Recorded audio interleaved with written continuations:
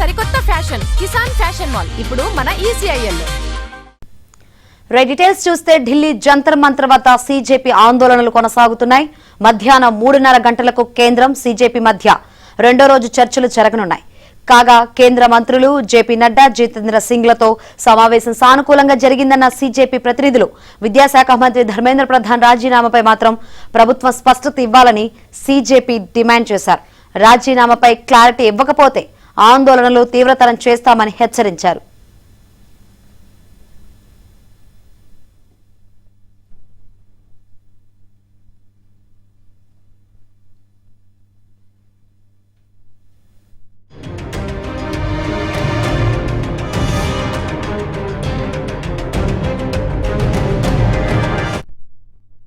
दिन का टाइम दिया था 3:30-4 बजे का, जो भी कंफर्मेशन होगा आपको बता देंगे।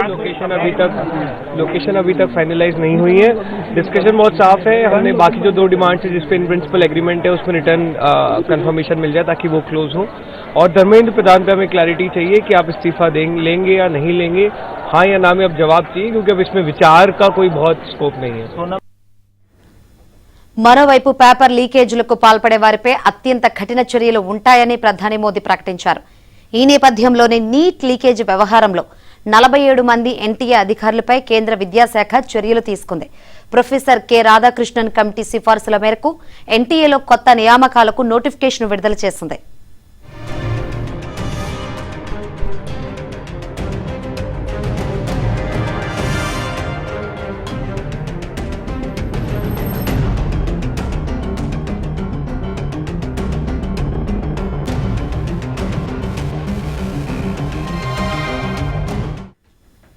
ఈ రోజు సీజేపీ నేతలతో మరోసారి కేంద్రం చర్చలు జరపనుంది. ఇప్పటికే 2 సార్లు చర్చలు విఫలమయ్యాయి. ఈ రోజు ఎంతవరకు సఫలీకృతం అవుతాయో తెలుసుకుందాం. మరిన్ని వివరాలు అందించేందుకు మా ఢిల్లీ బ్యూరో చీఫ్ కృష్ణ సిద్ధంగా ఉన్నారు. కృష్ణ, ఈ రోజు చర్చలు ఏ విధంగా కొనసాగే అవకాశం ఉంది? ఎందుకంటే విద్యాశాఖ మంత్రి ఖచ్చితంగా రాజీనామా చేయాలని సీజేపీ నేతలు పట్టుబడుతున్నారు. కానీ కేంద్రం మాత్రం విద్యాశాఖ మంత్రిపై చర్యలు తీసుకోకుండా ఇటు ఉద్యోగులపై వేటు వేసింది ఎన్టీఏలో. ఏంటి అసలు ఏం జరుగుతుందనుకోవచ్చు? శంకరి, సీజేపీ మాత్రం ఒకటి డిమాండ్ చేస్తోంది. ధర్మేంద్ర ప్రధాన్ రాజీనామా చేస్తే తప్ప మేము తమ నిరసనలు విరమించేది లేదు.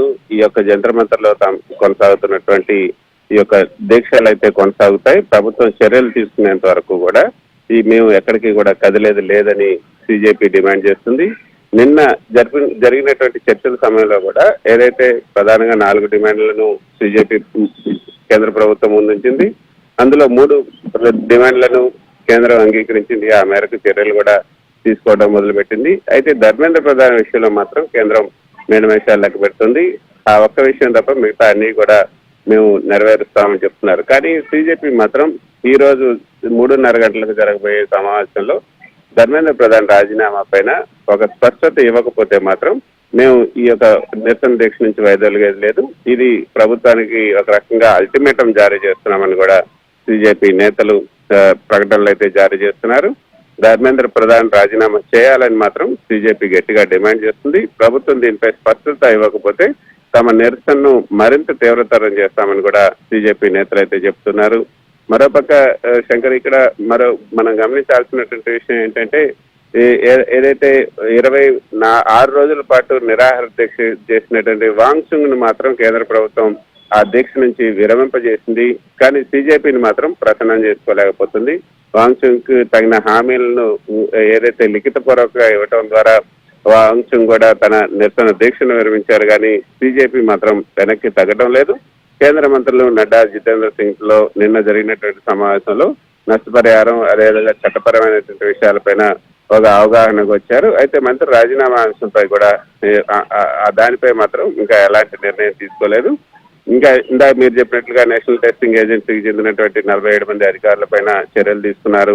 ప్రొఫెసర్ కె రాధాకృష్ణన్ కమిటీ సిఫార్సుల మేరకు ఎన్టీఏ వ్యవస్థను బాగు చేసేందుకు కొత్త నియామకాలకు సంబంధించినటువంటి నోటిఫికేషన్ కూడా కేంద్ర ప్రభుత్వం ఇచ్చింది.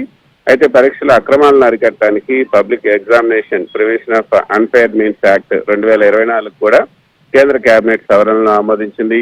10 ఏళ్లు జైలు శిక్ష, 10 కోట్ల రూపాయల జరిమానా విధించడంతో పాటు 3 నెలల్లోనే దీనికి సంబంధించినటువంటి కేసులన్నింటినీ కూడా పరిష్కరించేందుకు ఫాస్ట్ ట్రాక్ కోర్టులను కూడా ఏర్పాటు చేస్తామని కూడా ప్రధాని మోదీ స్వయంగా ప్రకటించారు. ఆ మేరకు కేబినెట్ లో కూడా సవరణలను ఆమోదించారు.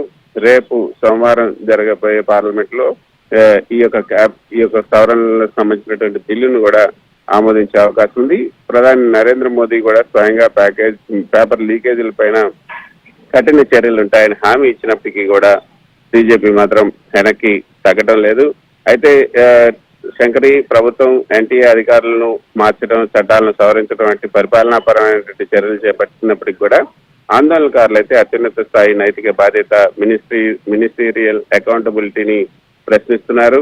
అధికారులపైన చర్యలు సరిపోవు, శాఖాధిపతిగా ఉన్నటువంటి మంత్రి రాజీనామా చేస్తేనే వ్యవస్థ పైన నమ్మకం కుదురుతుందన్నది ఆందోళనకారులు చెప్తున్నటువంటి మాట. ప్రొఫెసర్ రాధాకృష్ణన్ కమిటీ సిఫార్సుల ఆధారంగా ఎన్టీఏని పునర్నిర్మించడం సుదీర్ఘ కాలంలో ప్రయోజనకరంగా మారొచ్చు. కొత్త ప్రొఫెషనల్స్ నియామకం ద్వారా పరీక్షల నిర్వహణలో సాంకేతికత, పారదర్శకత, భద్రత కూడా పెరిగే అవకాశం ఉంది. అయితే పబ్లిక్ ఎగ్జామినేషన్ యాక్ట్ సవరణ ద్వారా పేపర్ లీకేజీలకు పాల్పడే క్రిమినల్ ముఠాలకైతే కఠిన శిక్షలు పడే అవకాశం ఉంది. కాబట్టి ఇది భవిష్యత్తులో ఇటువంటి అక్రమాలకు పాల్పడకుండా ఒక గట్టిగా పనిచేసే అవకాశం ఉంది. అయితే వీటన్నిటినీ కూడా బీజేపీ ఏమాత్రం కూడా అంగీకరించట్లేదు. ఇవన్నీ సరే, ముందు ధర్మేంద్ర ప్రధాన్ రాజీనామా చేయమనండి, ఆ తర్వాత మేము మా జంతర్ మంతర్ శిబిరాన్ని ఎత్తేస్తామని చెప్తున్నారు. మరి 3:30 గంటలకు ఈ రోజు బీజేపీ కేంద్ర ప్రభుత్వం తరఫున మళ్ళీ రెండో దఫా చర్చలు జరగబోతున్నాయి. అందులో ఏదైనా బ్రేక్ త్రూ వస్తుందా లేదా అనేది మాత్రం చూడాల్సి ఉంటుంది. మొత్తానికైతే ఉత్కంఠత అయితే కొనసాగుతుంది. Shankari. S Krishna, thank you.